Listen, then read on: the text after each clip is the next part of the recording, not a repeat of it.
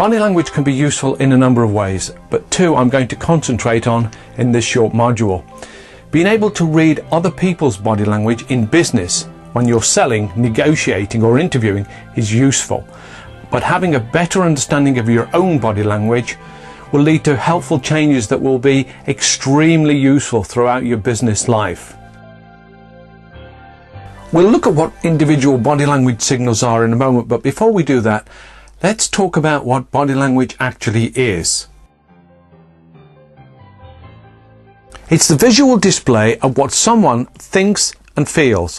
What someone is actually thinking at that moment in time is what I refer to as short-term signals. How someone is feeling or the mood they're in takes a lot longer.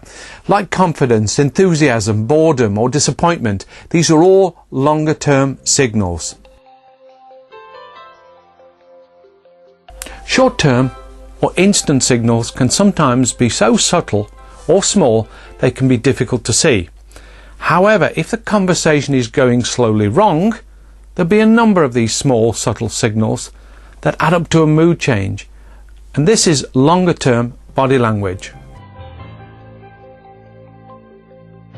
If you spot subtle or small signals and respond quick enough, by changing tack and asking different questions, you can recover the situation. However, if you miss a number of signals over a long period of time, it can cause problems and result in lost rapport and possibly lost business. Another point worth mentioning, and helps explain it a little bit more as well, is the fact that we talk at about 100 words a minute, yet we think at 800 words a minute, nearly 50,000 words an hour. Those words that we're thinking come out through the subconscious mind, through the body, and with a little bit of practice you can read them. Body language can vary from one individual to another. However, there are some elements that are common to all of us. So let's start by looking at the initial greeting, such as how far away we stand from someone, how we shake hands, and of course, eye contact. How far away we stand from someone can be split into zones. There are three basic zones to consider. Zone 1, the polite or we've just met zone, which makes people feel comfortable and less threatened. Zone 2 is everything is okay and trust has been established. And finally, Zone 3 is reserved for good friends or someone in business you have known and trusted for some time.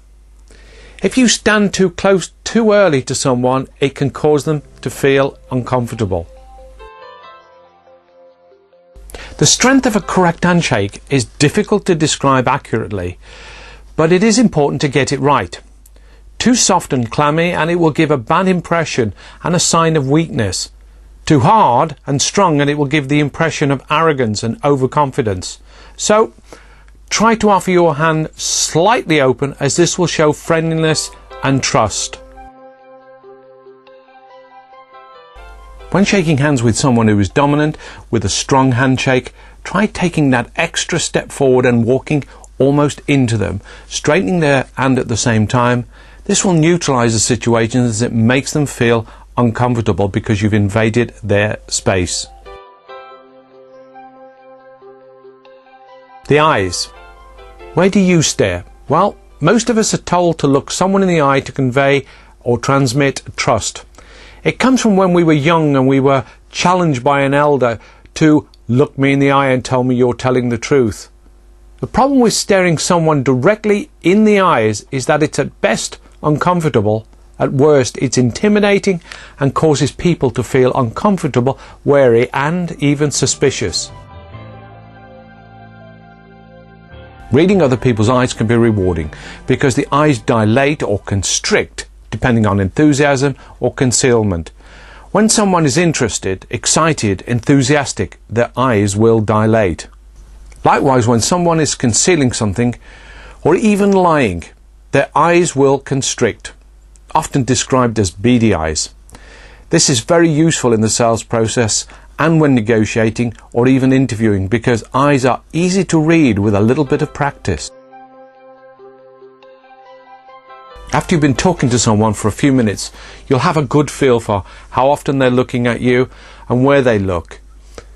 If they start to look up after you're asking questions, they're probably trying to recall what happened or how they feel about the questions that you're asking.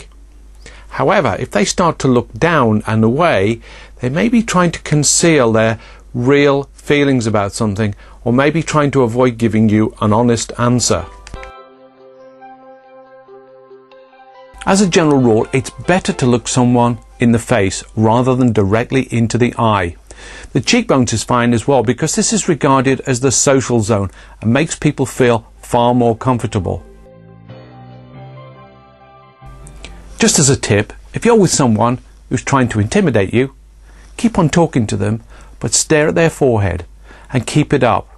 It's amazing how it makes them feel awkward after a few minutes, and they start to back down because they can't quite figure out what's going on, and it makes them feel uncomfortable. As a child, when I was embarrassed by something, I usually went bright red. As a teenager, it didn't happen so often, and as I grew up, it happened very, very rarely. When you're in a business meeting with someone and they are thinking one thing and saying another, it is likely to come out in small blushes. You would not see the redness of the skin, but the fact that somebody is perhaps touching their nose or above their eye or down the side of their nose or earlobes suggests that there is heat there, and there is also blood that's come to the surface of the skin. That tells you really that whilst they're saying one thing, they are in fact thinking another. What also happens when someone is a little concerned or has decided to keep something back is that they tend to breathe that little bit more quickly. The more worried they are, the quicker they breathe. And this, of course, flattens the voice, loses some of its tone, and people tend to talk a lot more quickly because of it. How do you make good use of reading body language signals and yet keep mistakes to a minimum? Well, the general rule is to rely on signals that happen immediately after something has just been said, whether by you or them. You'd normally see something after a bold, direct question or a bold answer. Another helpful hint is to look for a number of signals that happen in a short space of time. This is called a cluster and proves to be very reliable when reading body language. One of the most frequently asked questions I get with regards to body language is, can my own body language be improved? And the simple answer is yes. The best way of going about it is to talk to a colleague or a friend, somebody in the family, somebody that you trust, and ask them, is your handshake good? Is it nice and upright? Are you standing too close to people or too far away? Is your eye contact just about right? Your good friends will know, and they'll be able to put you right and prevent you from making mistakes that might be harmful in business and even in your social life. One of the things I suggest to people is to find ordinary things to talk about at the beginning of a meeting. Things about their company, about your company, harmless things really, but it allows you to get used to the way their body works, how their voice sounds. And then when the meeting progresses into the more awkward areas, where perhaps you're trying to close them or negotiate with them, you'll be able to see those changes in their body language and react accordingly. I hope you've enjoyed this short introduction to body language. In the world of business, it's very useful. In sales, in negotiation, and interviewing. It's amazing what you can read and how you can alter your own body language and your own strategy and tactics to suit. It's a very useful tool. If you've got any questions at any time, just drop me an email or perhaps even give me a call if you've got the time.